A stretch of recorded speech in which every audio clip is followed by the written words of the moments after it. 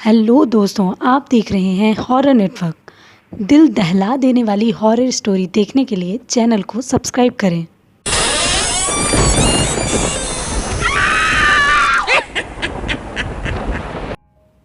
मुकेश एक ऑटो चालक था।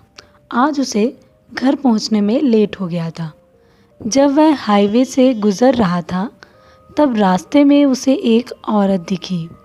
औरत ने इशारा करते हुए ऑटो को रोका। तब मुकेश ने उससे पूछा, मैडम कहाँ जाना है आपको? तब उस औरत ने कहा, भैया सुजालपुर चलोगे? मुकेश ने कहा, उतना दूर? उसके तो 600 रुपये लगेंगे। चलना है तो बोलो। रात काफ़ी हो रही थी। वह औरत अकेली थी, इसलिए उसे थोड़ा डर लग रहा था। इसलिए वह चलने के लिए मान गई। उस औरत ने रेड कलर की साड़ी में बैकलेस ब्लाउज़ पहना हुआ था।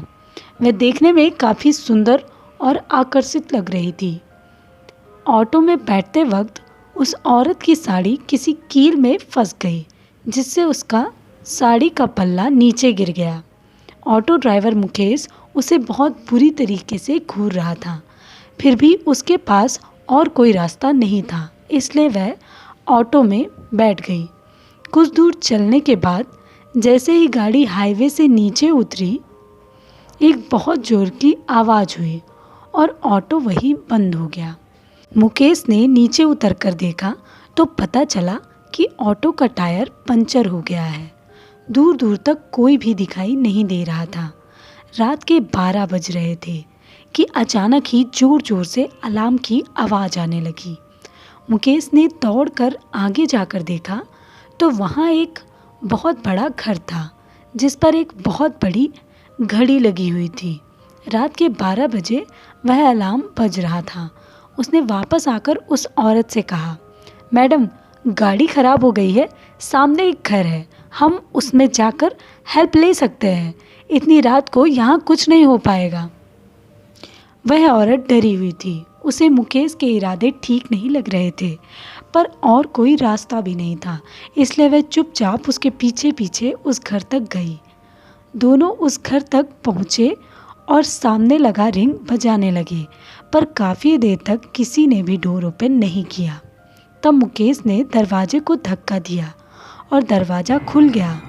वो दोनों अंदर गए।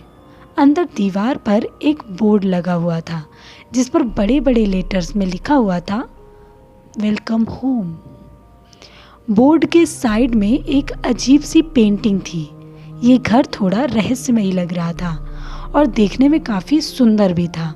मुकेश ने कहा, मैडम आपको डर तो नहीं लग रहा? ऐसे कहते हुए मुकेश पीछे मुड़ा तो उसने देखा वह औरत वहाँ पर नहीं थी। मुकेश ने ज़ोर ज़ोर से आवाज़ की, मैडम मैडम, और ऐसा कहते हुए वह उस औरत को ढूंढने लगा कि तभी उसने देखा एक बड़ी सोफे के पीछे वह औरत बेहोश पड़ी हुई थी।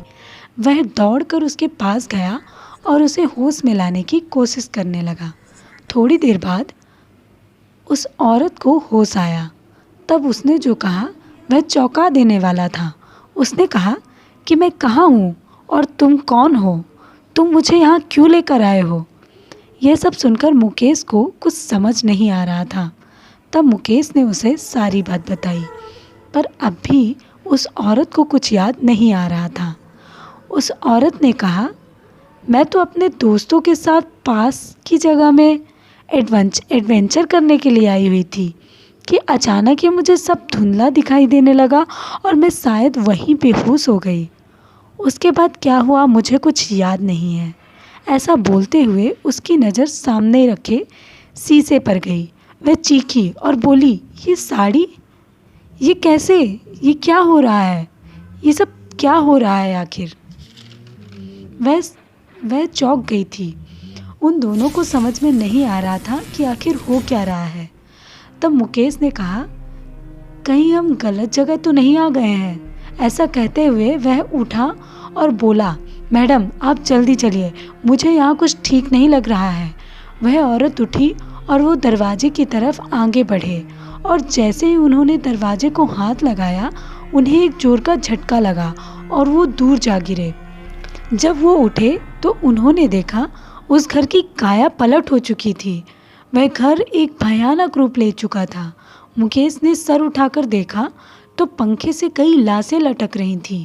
वह बहुत डर गया था, साथ ही वह औरत भी बहुत डर गई थी। उस औरत ने मुकेश से कहा, मैंने सुना है कि जो भी इस घर में आता है कभी लौटकर वापस नहीं जा पाता।